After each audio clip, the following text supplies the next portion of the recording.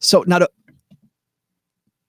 only is this a new channel for us, but I also am using the new Be Live. Like this is a new. I don't know if you can tell from your end, Eric, that this is like a different thing, beast altogether than we used before. Oh yeah, it looks much different. It is. It's cool because it's more robust, but it's also. I don't know. We've had our challenges today. Hey, everybody. Welcome to our first ever live recording on YouTube. I'm like, where the hell are we? I'm Joe Saul-Sehy from Money with Friends. And here with me is my good friend, Eric Roberge from Beyond the Hammock, certified financial planner. Dude, how was your holidays besides me standing you up last Friday? Yeah, I kept trying to bring myself up, and then I'd get smashed down by you not showing up. I even knew when we scheduled that, I was like, I'm not sure if I should even schedule this because I know myself, right? First thing is know yourself. I know myself. I know that when I'm on break, baby, I'm on break. And then, about an hour after we were supposed to record, I'm going to check out my email. Eric's like, hey, dude, we doing this? I'm ready to go, and you're eating pancakes in the background. It's crazy.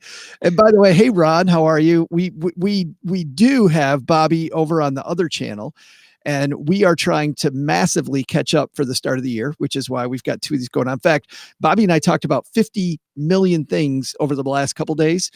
We didn't talk about using the channel. So Eric and I scrambled to figure out YouTube so we can get this done. Because Eric, you got a busy schedule. Yeah, well, I mean, luckily today I didn't have any client meetings, so it was easy to adjust. That makes it a little easier. Well, thanks for making time for us and for being flexible because holy cow, this is amazing. All right. Looks like it's you, me, and Ron. Is there any place here where it tells us the number of people who are hanging out with us? I don't see that. I don't see anything. I barely see Ron. I see him. Yeah. So and let's see, by the way, Ron, we're experimenting as we go. Yeah, there we go. So now we can put Ron's comment up there. All right.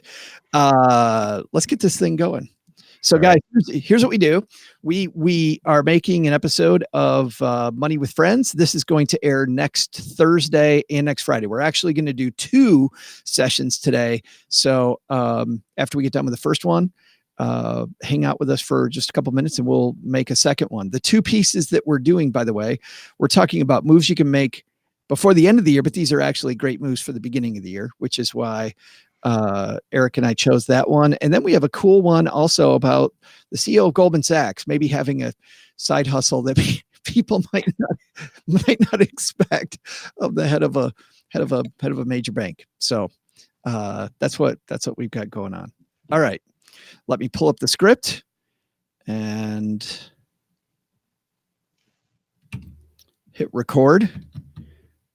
And we're off and running on YouTube.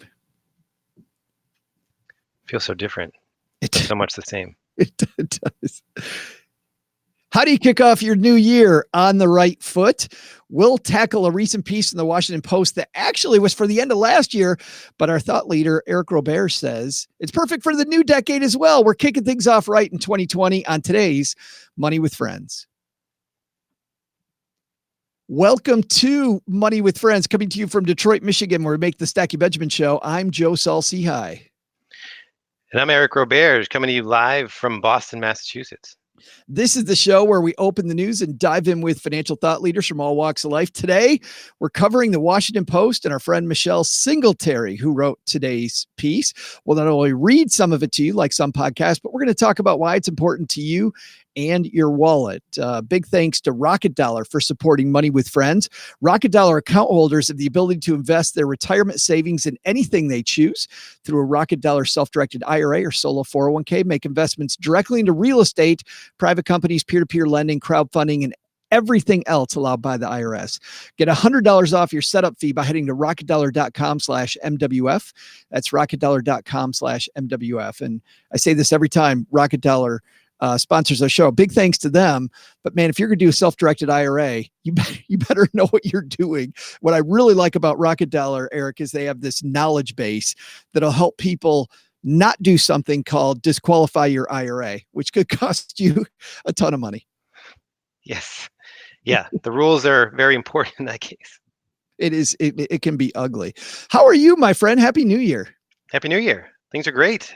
I was able to take some time off, and I do feel refreshed right now coming back into the new year. Well, it's good. We got Eric Robert's Refreshed, which is exactly where we want him. By the way, tell everybody about your podcast, Beyond Finances, that you do with your spouse, Kaylee.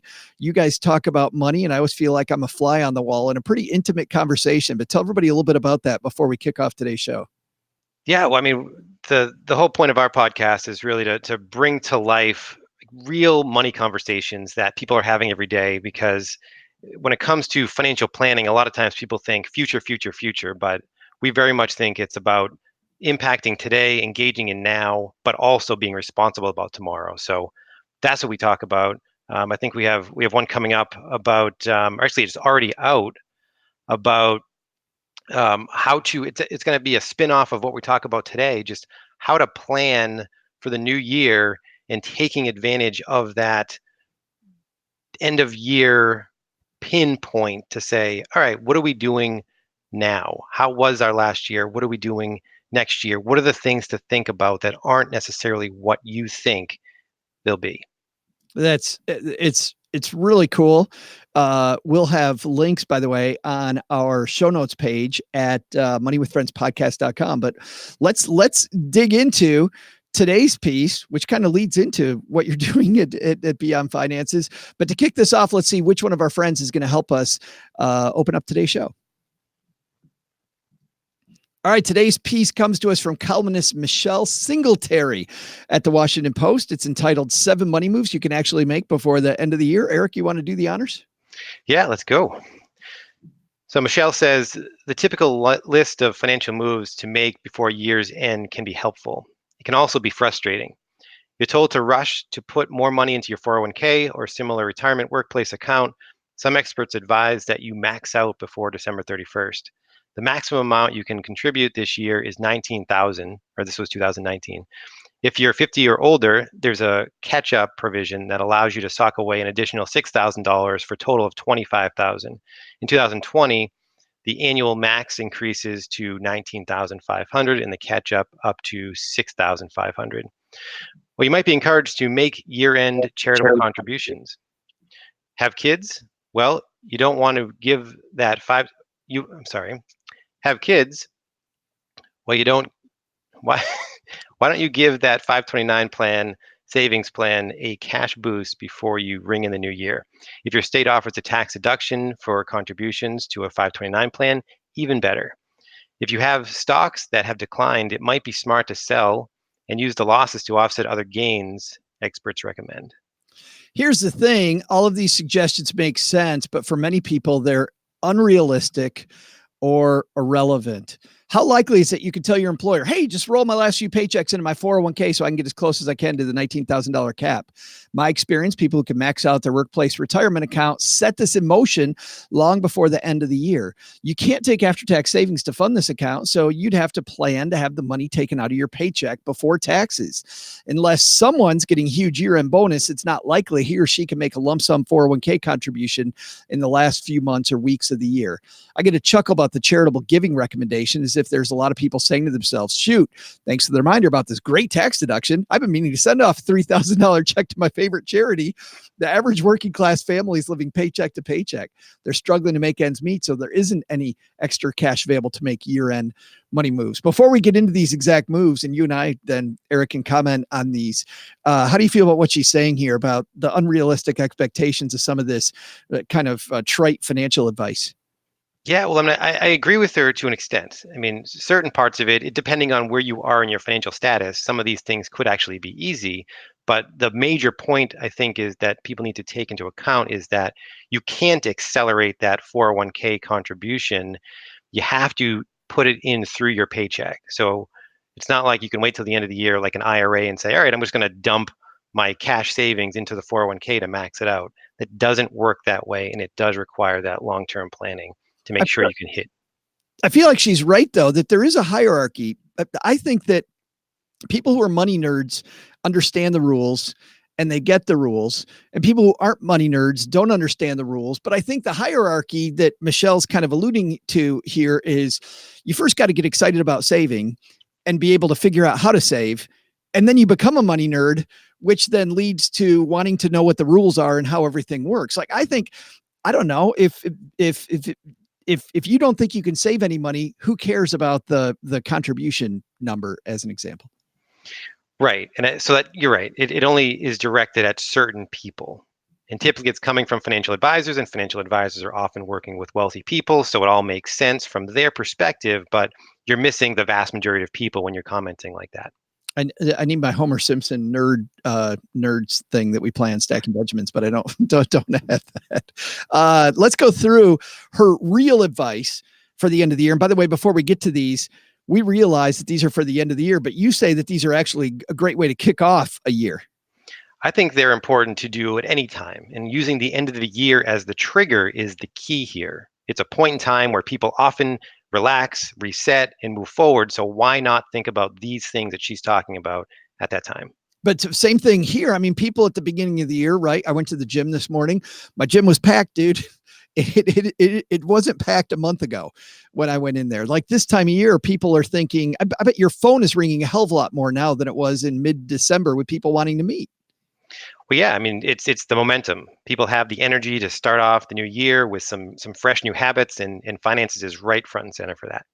Yeah, let's by the way, we do this in front of a live YouTube audience. So guys, if you want to play along with us, feel free to comment in the comments below, and you can be a part of this conversation as well with Eric and I. But let's peel off the first one. The first one says, pull your monthly bank and or credit card statements for the last year. Michelle writes, I recognize you probably would rather get a root canal than follow through on this advice, but there's a purpose to what might be a painful process. You need to own your financial truth, and you can't do that if you don't have truthful information. People who tell me, I don't need out much, but their bank or credit card statements tell a different story. I used to have people tell this to me back when I was a financial planner over a decade ago. One client said, I feel like this is like going to the dentist. But much like going to the dentist, whenever I leave your office, Joe, I feel so much better. Like I feel great that I actually went. Looking at your credit card statement, that's the same thing. You look better. You feel better after you actually look at the numbers. Well, it makes it real. And instead of doing the mental accounting that most people do with, oh, I think I spend X amount on my restaurants, you can actually see the number. And it certainly isn't about making yourself right or wrong, because there isn't a right or wrong about how you're spending. It's about whether it's in line with what you truly value or not. And if it's not, you can only identify that if you see the numbers first. And now your credit card statement will do a lot of the heavy lifting for you. In other words, you can go to your bank or your credit card provider, and they've already categorized it all out. I mean, made pretty charts and graphs. Yeah, they do help that a lot now. So it's not like you have to do the work yourself and move things around and try to organize things on a spreadsheet. You can see the numbers, but that's the challenge. People don't want to see the numbers. Next up, then, this is another number that's hard to see. Total up all your debts. Yeah.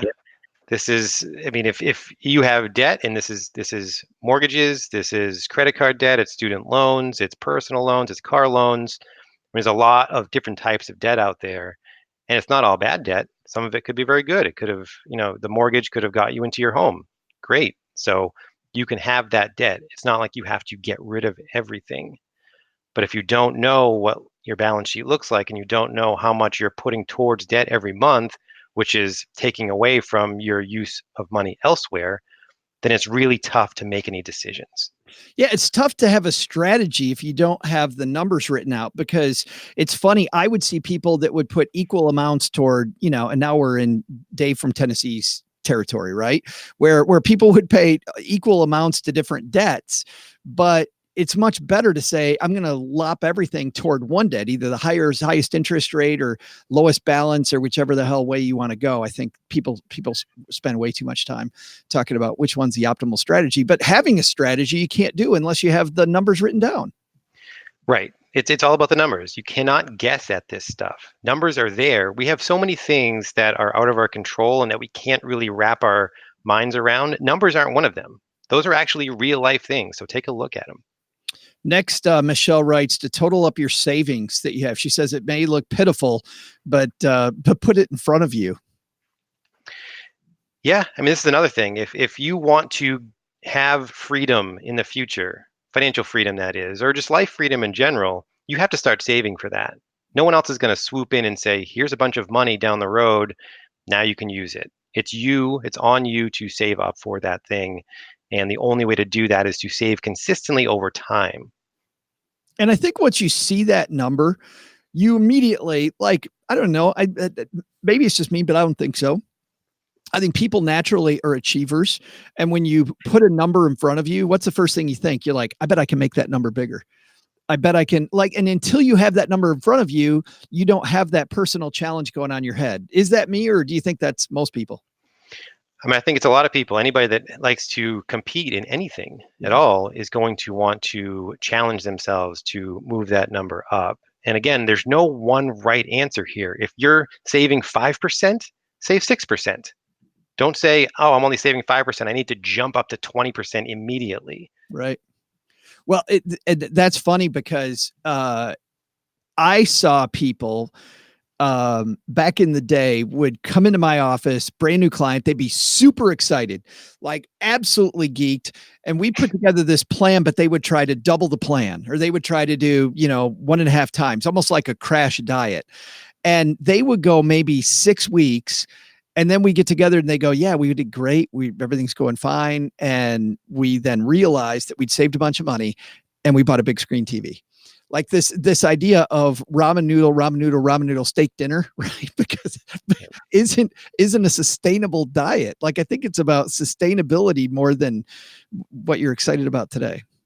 Yeah, and timing wise on that, that's a perfect conversation to have now in January because people are out of the gate, they are trying to sprint. And by January 28th, they are exhausted and they give up on their goals, and you still have 11 more months in the year. Do something that's achievable. How do you solve that? I mean, I'm thinking, okay, do something that's achievable makes sense, but maybe even peel off something that's achievable by the end of the month so you get that quick win. Like, is that how you stay motivated? Do you set a slower pace? But if you set a slower pace, you feel like you're not going anywhere. Like, where's that middle ground, Eric? It's a tough question because I'm with you. I mean, I want to do everything to the max. I mean, even when I was younger and trying to clean my room, I would be in the corner of the room trying to dust like every little piece of the bookshelf, and then I look at the rest of the thing, and I'm exhausted by then, and I give up. You have to just understand that it's a long game. That savings is going to compound over time. So look at the year and saying what is achievable, what is something that I can sustain, what is something that I'm going to feel good about, but that I'm not going to give up on because it's overwhelming in the first 2 months. I also like during that first 2 months, if it's a big goal, setting up little milestones so that even if I haven't reached the goal, I've reached the subset of the goal. Like, maybe I haven't climbed Mount Everest, but I've reached base camp number 1 of 5. You know what I mean? So then I can celebrate that I'm 1/5 of the way up the mountain instead of going, oh my God, I got 4/5 of the mountain to climb. I'm celebrating the fact that I made it a little place. I used to love, well, I still love smaller milestones so that I can eat the elephant one piece at a time. Yeah, no, I like that too. And if you look at it quarterly and say, all right, by the end of March, I'm going to have saved X amount. And then, like you said, take a little bit of celebration. Say, okay, well, let me go out to dinner and spend a little bit more than I would normally spend just to take that into account. Now, don't erase your entire savings on this dinner, but appreciate it and really respect yourself for doing a good thing. Next up is to review your social security statement. And I read this advice from Michelle and I go, okay, this is great if you're in your 50s, maybe. But let's say that you're 25 and watching us or listening to us. How important is this review your social security statement thing? I mean, it's not important for 25-year-old. The Social Security statement's going to be there's not going to be anything on it. It's going to be 5 years worth of working maybe. It's not going to tell you much. And like I do for my clients now, especially the younger ones, we don't even build in Social Security when we do the conservative planning. So we don't want to rely on something that may or may not be there in the future. But that is interesting because I think I know you well enough to know that you do think it's going to be around, but you just don't want to plan on it. Yeah, I mean, what I really think is it's going to be probably 50 to 70% of what it is now. Yeah. But if we don't plan for it, then that's icing on the cake when we get it. Yeah, bonus money. Last one she has here. Well, not the last one. There's two more. Do a net worth statement. This is something that escapes a lot of people. Why do you think she's got this on the list? Well, I mean, from my perspective, it is the point A. It tells you exactly where you are today from a financial perspective. There's so much that you can understand once you build in the or build this financial statement, this net worth statement, that can help you move forward. If you don't identify what you have in assets and liabilities, or bank accounts and investments on the asset side, maybe a house, and on the liability side, debts, student loans, mortgages, things we talked about. If you don't understand how those balances look today, you don't know how to move forward. And you certainly don't know how to solidify your foundation, which that really is, until you see those numbers. But I think a lot of people don't do it because they're not accountants and they don't necessarily know how to build it and what goes on there, what doesn't go on there. And you look at your house and you say, what are all the things in my house that are assets? Do I need to put all those things on there? And then they give up. And we overcomplicate it. Right. Yeah. Last one on her list. She says, list your financial highs and lows for 2019. I really like this piece of advice, Eric, because I feel like we spend way too much time on the lows, not nearly enough time on the highs. Yes. And I also like this advice because it's more qualitative than quantitative. We look at these year-end planning and projection goals. A lot of them are numbers based. And if you're not a numbers person, you're not into it. So this one, you could just talk about what made you feel good.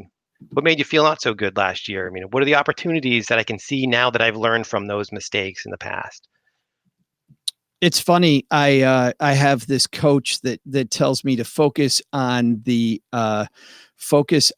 gain, not on the horizon, because a lot of people focus on the horizon, and the further you move toward the horizon, the further away it pulls. But instead, if you look backwards at what did I gain last year, last month, or the last 3 months, like you're much more likely to stay motivated. And like we've been saying this whole, last 20 minutes, staying motivated is a huge part of the game. Yeah. I love looking back and making sure that you understand how far you've come. Because if you forget about that or don't remember that, like you said, the horizon looks infinitely long and it's a never-ending battle. So depressing. In just a second, Eric and I are going to have our big takeaways from today's Michelle Singletary piece in the Washington Post. But before we get there, I'd like to take a minute and talk about your IRA or solo 401k plan. What do you do when you want to invest in something different than those usual suspects offered in most brokerages? I've talked before about some programs like Acre Trader as an example, where you're investing in farmland. If you want to put that inside an IRA, it can be very difficult. Or if you want to buy a house and put it inside your IRA, again, very difficult, easy to mess that up, disqualify your IRA. And this is when Rocket Dollar comes in. Rocket Dollar can help you invest in things like real estate, private companies, peer-to-peer lending, crowdfunding, everything else allowed by the IRS that you won't find at Fidelity, Vanguard, and the usual places. Making investments with Rocket Dollar is easy. You simply write a check out of your Rocket Dollar account. You don't have to wait for a custodian to mail the check on your behalf. It's super simple. And best of all, you keep all the tax protections of your existing IRA or your 401k. When you open a Rocket Dollar account, you can take advantage of a world of investment opportunities for $15 a month after a one-time $360 sign-up fee. And if $360, by the way, sounds like a lot, you're not familiar with this realm where generally the fee has a comma in it from some of the legacy players. And it's why I like a fintech company like Rocket Dollar. Not just that, but like I said earlier in the show, I also like the fact that there's a big knowledge base to make sure that you get this right if it's your first time investing outside of an exchange traded fund or a mutual fund. So for Money with Friends listeners, though, our friends at Rocket Dollar are giving us $100 off your setup fee. If you head to rocketdollar.com/MWF, they'll direct you on putting Money with Friends in the super save $100 code space, $100 off when you set up your account at rocketdollar.com/MWF. Well, it's a moment of truth, Mr. Roberge. You're on the hot seat, man. What's our takeaway from today's piece? And the takeaway is that people really should not fear the planning, the goals, the transition into the new year, they should use that as a kickstarter, a motivator to understand where they've come from and look forward to make sure that they are still on the right track to where they want to be going. And whether it's a qualitative approach or a quantitative, looking at the numbers, I think just that reflection and planning, however it works for you, is going to refresh you and provide some clarity into the new year. And with that clarity becomes motivation and action. I love that. And it's funny because it always does. It always does. I don't know if that's a good sentence. It gives people the motivation that you talk about, but I think a lot of people don't expect that. They expect it to be this horrifying experience, but you feel so much more powerful after you go through it. You feel so much more in charge. And I love, like I'm on, and people that are long-term fans of our show know they're sick of me talking about my diet that I've been on with MetPro. But but I feel like I'm in charge every day. If I eat crap, I do it intentionally and I don't feel completely out of control. Versus over the holidays, I told Jesse, my coach, that I am not going to be on my diet. And I was out of control, And what's funny is I felt horrible. I wasn't sure what was coming up next. I knew it was going to involve cookies, probably some chocolate. But there was no plan. And then a few days ago, I went back on the plan, immediately felt so much better. It just seeing those milestones coming up. So much better. Some structure. It's all about the structure. If you have no structure, it's not, even if you want that freedom, which I do myself, the structure provides me more freedom than it takes away. That is so true. Yeah. Because as an example, I already know next Thursday, I'm not going to be on my plan. Hey, Jesse, I'm not on my plan next Thursday. But but see what I just did there? That means I've got the structure so that I can now plan for the fact that I'm going to do whatever the hell I want next Thursday. And Jesse can't stop me. So exactly. Yes. Eric, tell everybody where they can find you when you're not hanging out with us here at Money with Friends. Yeah, well, you can go to beyondyourhammock.com, which is my financial planning website where we focus on helping professionals in their 30s and 40s do more with their money today and tomorrow. Or you could look onto anywhere you listen to podcasts and search Beyond Finances, and you'll find Kaylee and my wife Kaylee and I, and what we do every 2 weeks. Yeah, it's so awesome. And by the way, if you're on your commute, walking the dog, whatever it might be, we've got you covered. Head to moneywithfriendspodcast.com and you can find all the links to Eric. Guys, Eric and I back here again tomorrow, where we're going to talk about a CEO of a big company on Wall Street who has a side hustle that might be a little different than you think it is. That's all I'm going to say about that for today. You got to tune in tomorrow to find out what the hell we're talking about. We'll see you again then. Bye-bye. All right. That was fun.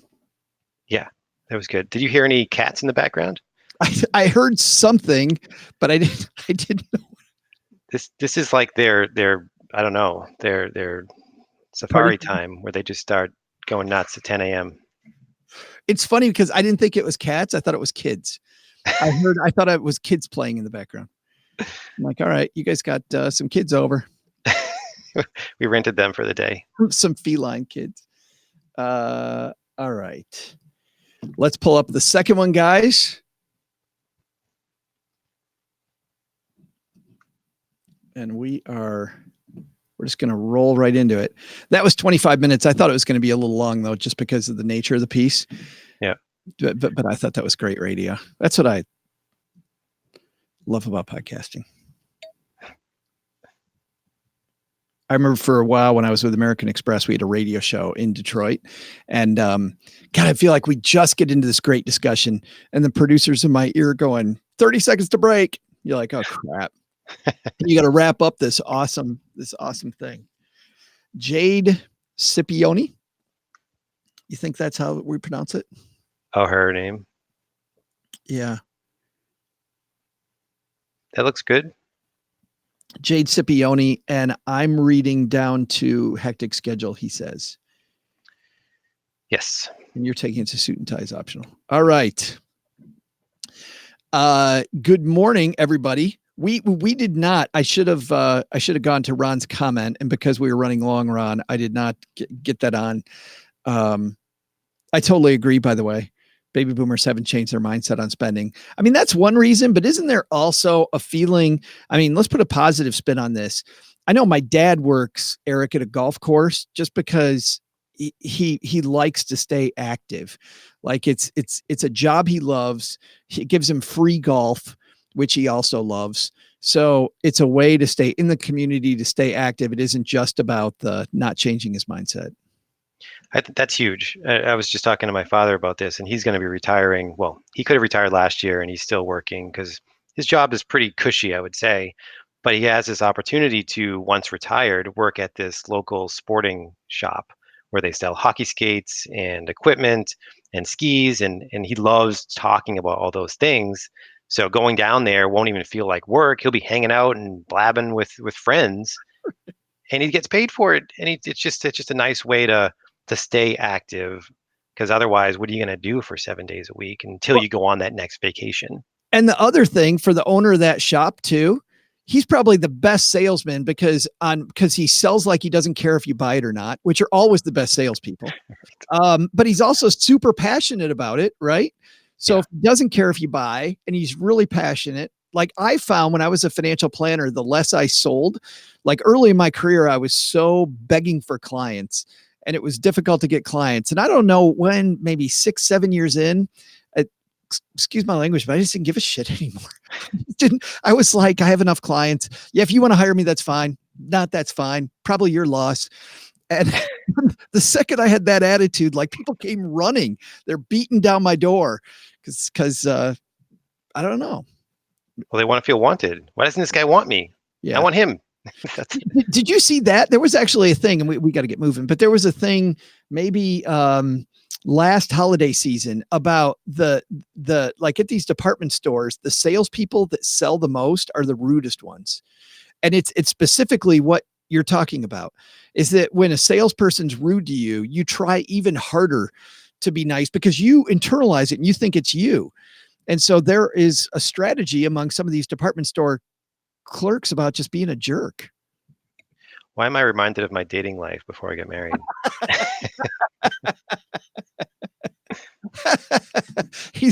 I wonder why you were starting to shake there.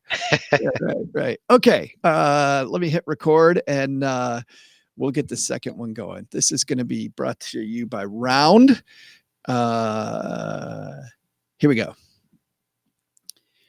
Well, here's a conundrum. You score your dream job, but then everyone says you've got to change who you are. Does changing your habits, changing your social life, does that come with the job change? Is it part of the deal? Do you have to change yourself when you change jobs? We'll tackle that question and more with certified financial planner Eric Roberge on today's Money with Friends. Welcome to Money with Friends, coming to you from Detroit, Michigan, in my mom's half-finished basement where we make the Stacky Benjamin Show. I'm Joe Saul-Sehy. And I'm Eric Roberge, coming to you live from Boston, Massachusetts. This is the show where we open the news and dive in with financial thought leaders like Eric from all walks of life. Today, we're tackling a piece coming to us from CNBC.com. We're going to focus on that. We'll not only read a little bit of it to you, like some podcasts, but we'll also talk about why it's important to you and your wallet. Thanks to Round for supporting Money with Friends. Round is a digital consultant that gets members direct access to premium investments. With Round, your money's actively invested with Wall Street's top fund managers. Open a Round account today to access Forbes' #1 rated app for high-end investment management. Head to investround.com/MWF for more. And today, we didn't scare him away yesterday. Heck, we haven't scared him away yet this season, which is a good sign because he carries the show. Eric Roberge is here. How are you, man? And we lost your mic. I don't know how we lost your mic. Welcome to live work on Money with Friends. You know, we'll get Eric back here and his microphone in just a second. But while we get Eric back, let's see which one of our friends is going to kick off today's show. All right, we got you back. We still don't have you. And maybe this is the fun of doing these live, guys. Maybe you might need to go out and come back because I think it's a Be Live issue. We do this on a platform called Be Live, and Be Live is making it fun for us today. Still nothing. And maybe everybody can hear Eric but me.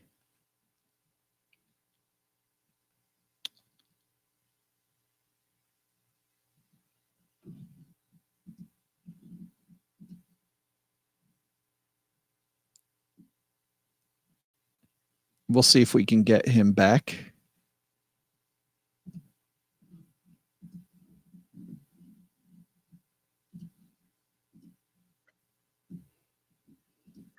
All right, now I can hear you. But let's see if I can. Yeah, let me see if I can get you back, though.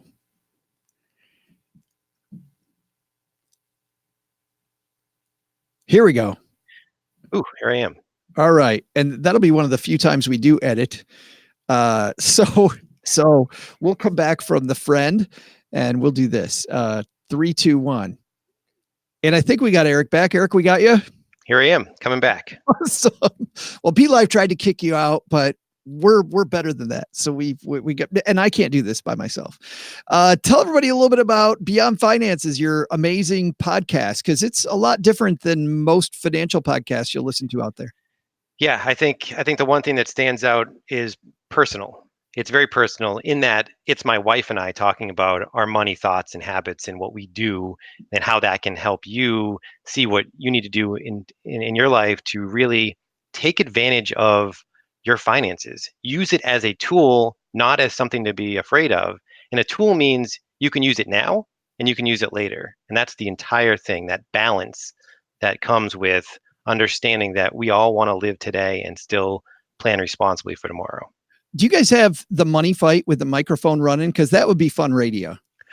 You know what? I've thought of that too. I'm like, we should let that go, and because we do come up with those things, and like, oh, we got to cut that. That's right. OG and I and Stacky Benjamins don't have the money fight, but we do have sections where we're entertaining ourselves. We're like, okay, cut that, Steve.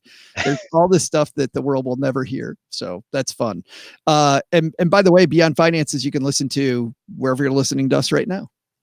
Yes, anywhere you want. Let's dive into this piece. This is written by let me get to the top of it, written by Jade Scipione at CNBC Make It. And the piece is entitled Goldman Sachs CEO Takes the Subway, Gets His Own Coffee, and has a side hustle as a DJ. Goldman Sachs CEO David Solomon isn't your average C-suite executive. Yes, he made $23 million last year, but since taking the helm at the investment bank from Lloyd Blankfein in October 2018, he's been eschewing Wall Street's stuffy ways. 57-year-old Solomon, for instance, is known as DJ Soul on weekends when he performs his side gig as a classic rock DJ, nightclubs in New York City, Miami, and the Bahamas. Think Guns N' Roses and the White Stripes. Solomon also rides the New York City subway to work, prefers to fetch his own coffee at the office.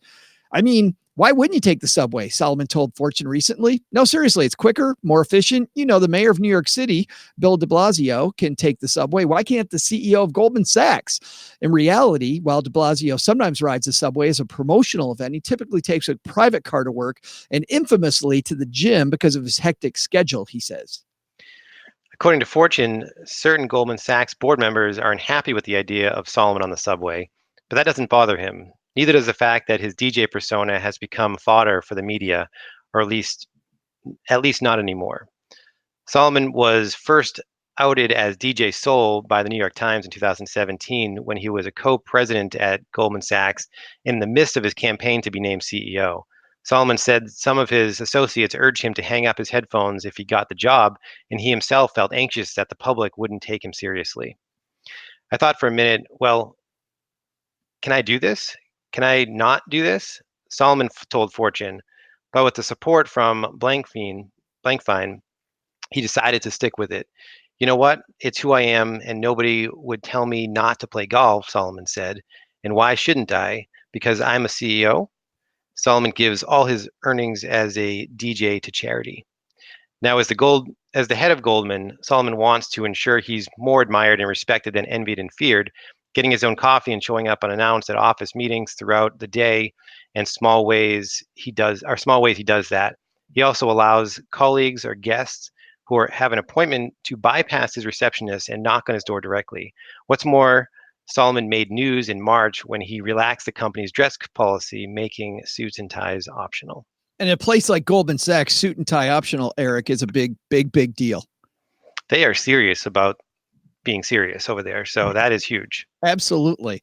So this is a conundrum. I mean, I think that the head of Goldman Sachs as a DJ, I mean, there's part of me when I first read this, I was like, really? A DJ? And I was a guy who, by the way, in high school and college, I was a DJ. I was playing parties, playing at a couple different clubs. I was doing that type of stuff. And when I became a financial planner, and just a little financial planner in Lansing, Michigan, right? Starting my career at a young age, I quit being a DJ because of the fact that I didn't think people would take me seriously as a financial planner if I was a DJ. So I don't know. What do you think? I love, firstly, I love it because I think that shows authenticity. And when you have authenticity in somebody, you can actually believe them and trust them more than you otherwise could. So that makes him human. And I love that. So, I hope he continues to do it. But could somebody starting their career follow that advice? He was already a known entity. He already had a reputation. Obviously, he was a leader in going for the job. But if you're 25 and you're working at Goldman, can you be a DJ on the side? I don't know. I mean, that's a really tough one because part of me remembers myself when I started my business and I was a waiter on the side. But I wasn't a waiter because I loved it. It was a waiter because I needed the money to Right. make ends meet while I built the business. And that was an embarrassment for me because I didn't want people to think, well, he can't sustain himself with his business, so he's got to do this thing on the side. So as long as people are clear that you're doing this because you love it, because it's a passion of yours, and not because you're trying to survive and your job doesn't sustain you, I think there's a better chance that it could be okay when you're at Goldman Sachs, that is. Yeah. I had a similar thing, by the way. I had a client that was a travel agent, and I actually had some discussions early in my career about working with them on the side. Just literally from my office, when people would bring up travel stuff, that I could sell it myself. Right. And so I was, and then I brought that to my OSJ. I'm trying not to get into jargon, but brought it to my officer of supervisory jurisdiction, the dude kind of in charge of our area. I'm like, hey, I got this idea. And he actually said, he goes, you know what? That sounds cool. Sounds like a good opportunity. But do you want your clients thinking that you're struggling? Which I was struggling, but he's like, it's all about perception. Do you want your clients to think you're struggling and now you need the second job as a travel agent? Like at that point, it's all about, so you're right. Clearly in Solomon's case, he's not hurting for cash. And I'm sure everybody's got to know that. So everybody thinks he's not hurting for, who's like, oh, he's got this side gig in the Bahamas, probably to make a few extra bucks. Is there a difference, by the way? He talks about nobody would tell him not to play golf. I found that interesting. Well, I mean, playing golf is a hobby. He's not getting paid for that. It's more commonplace and accepted in the business world to play golf because you do it for business purposes. You do it because you have the money to afford it. The DJ thing is a completely different animal, so I don't think you can compare the two. Let's talk about this, though. When it comes to golf, I mean, that's kind of a trapping, though, I think. Hey, I'm a CEO of a company. I play golf. You know, every president that I know of has played golf. I don't recall Bill Clinton playing a lot of golf, but certainly W and President Obama and President Trump all spent time on the golf course. Golf is kind of this thing that comes with the C-suite. It's a trapping, right? I feel like when I was a financial planner, I don't know if you see this with other financial planners, but I always felt a little bit of that, looking the part, driving an expensive car so your clients knew that you quote made it, right? Those were things that I found kind of weird there. While I'm helping somebody with their budget afford the little things, I've got friends that are worried about wearing an expensive watch so that they can show it to their client to show them that I'm pretty damn wealthy. Yeah, I know. I don't like that at all. I mean, for a number of reasons. One, I see doctor clients trying to keep up with the Joneses and overspending because they got to buy the biggest house, they got to buy the biggest car, the most expensive car, and they end up not saving a dime because they're trying to look the part. But trying to look the part and not being able to save and having your entire financial life in shambles is stressful. And why would you want to look the part and just be stressful? You Yeah, don't even like it. it's funny you say that because it reminds me of early in my career, and I've talked about openly about how I struggled with debt and didn't understand money at all. Uh, I just hired one of my first coaches, and I wanted to move from a rental house that was $800 a month to another one that was $1,200 a month because it was way better. It just looked better. And she actually said, she's like, do you like renting a house? She goes, because you've talked for a while about one of your goals is to own a house in this neighborhood where, you want your family to grow up. We weren't going to move. So for us, the value of owning a house that we'd be in long term was a good deal. And she said, do you want to, you've talked about owning a house. Why would you do that? And I went through all these things. Well, it's got a bigger yard. It's got a bigger whatever. And she goes, so you're in a place you don't want to be. Do you really want to do all this window dressing around a place you don't want to be? Or do you want to just play for the real stuff? And I found that to be very powerful. And so many people I worked with, Eric, to your point, playing for the window dressing, right? Making the window dressing look great when you and I see things that a lot of people don't get to see. I mean, I saw several hundred people's financial situation from the inside. A lot of people that are pretending they're really wealthy don't have any money, like have no money. That's yes, it is certainly the case a lot. And that's the thing because people in life, you'll go out into the world and you'll see these people who look wealthy. And not to say that people that look wealthy aren't wealthy because there's plenty of them that are, but Yeah. there's many of them that are just spending like they're wealthy and they're not. It's hard to see somebody driving a Ferrari if you're a car person and not think, well, I should drive a Ferrari too. But to your point, you don't know what's going on but behind the scenes, Eric. Like you've got no idea if a Ferrari for them is 1/100th of the money that they have, which means a Ferrari's fine. I mean, if they're a car person spending 1/100th of your money on a Ferrari, fantastic. But you'll see too many people that spend half their money on a Ferrari, and you might as well get a suit, get a sleeping bag and live in it at that point. Yeah, and that's I always talk about this, but it's the difference between two questions. One of them is, can I afford it? And a lot of times you'll ask, can I afford it? Sure, you probably can afford it. But the better question is, do I want to afford it?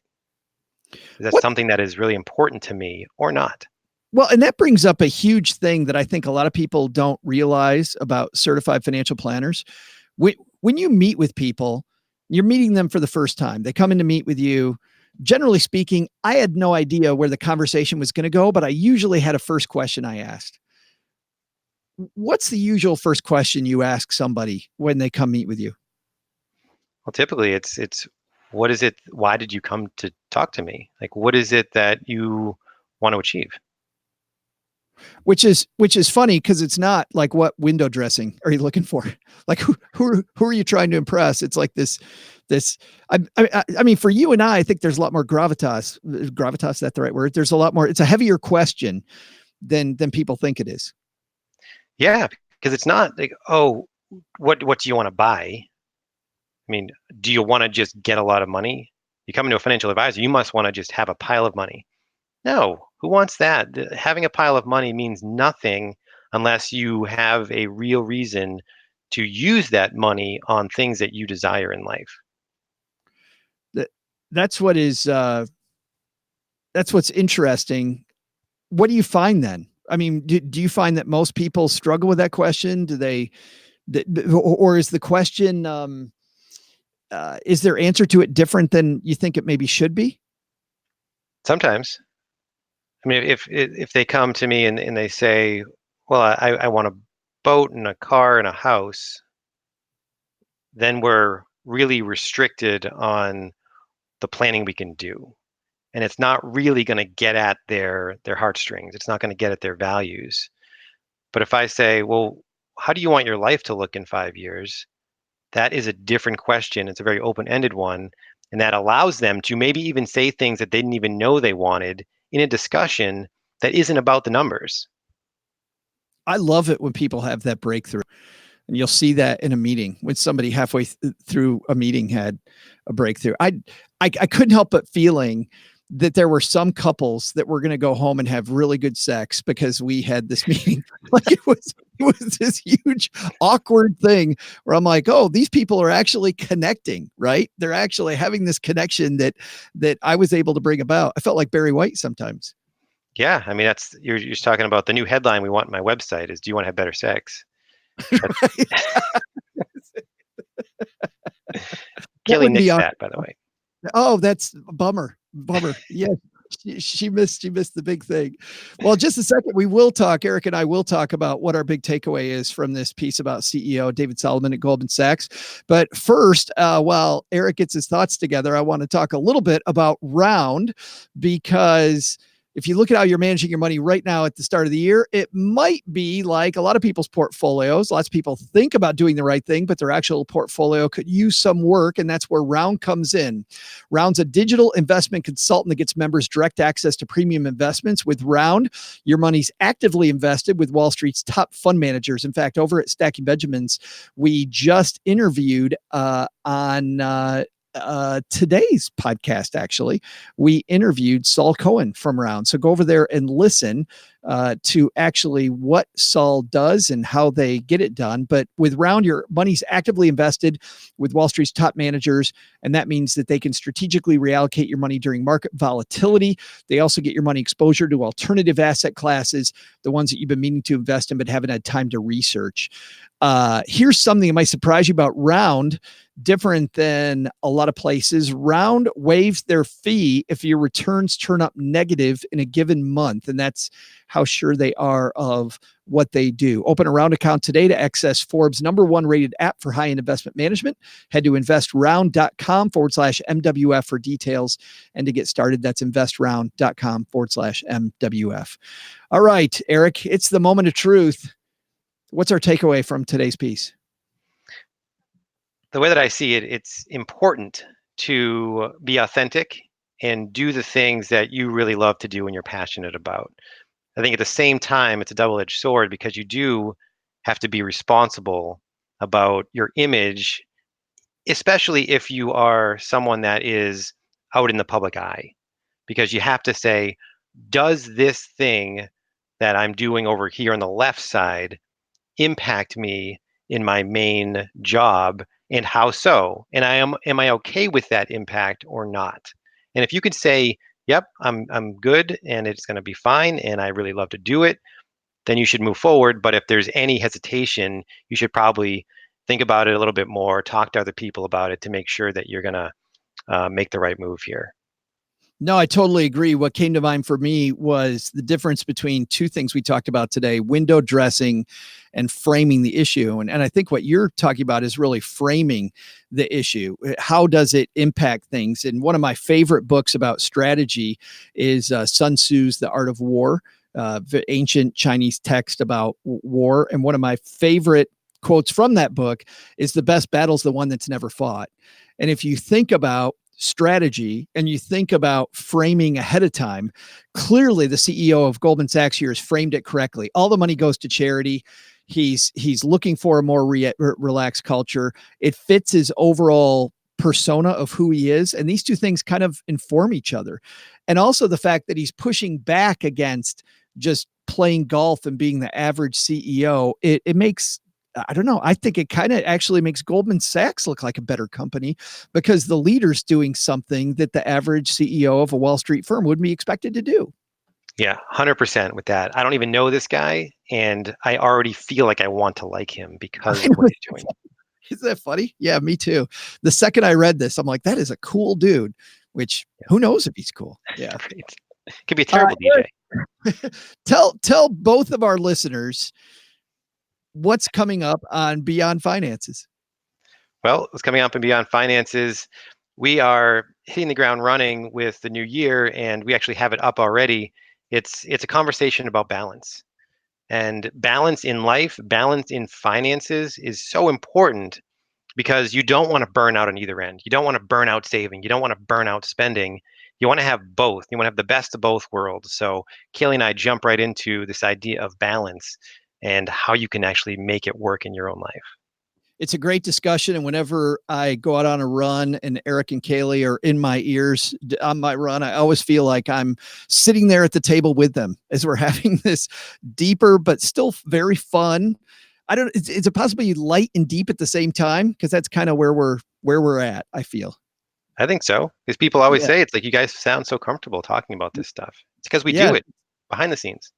I would say it's weird. It's like you're married or something. I don't know. Something like that.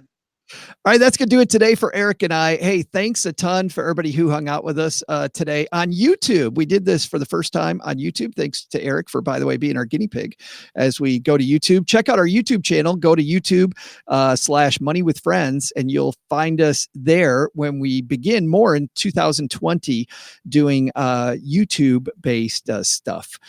You'll find Beyond Finances, Eric's Beyond Your Hammock website, and everything about Eric's practice at our show notes page at moneywithfriendspodcast.com. Did I get all that right? Perfect. Finally. On behalf of Eric Roberts, I'm Joe Saul-Sehy. We'll see you guys next time back here at Money with Friends. Bye-bye. 23, and we are only 7 minutes late. Guys, I promised Eric we'd be done at 10:30. We're done at 10:37, so we're going to just sign off quick. Ron, thanks a ton. My two deities, if you're still here, thanks for hanging out with us. Anybody else watching, thanks a ton. We'll see you guys here next time. Bye-bye.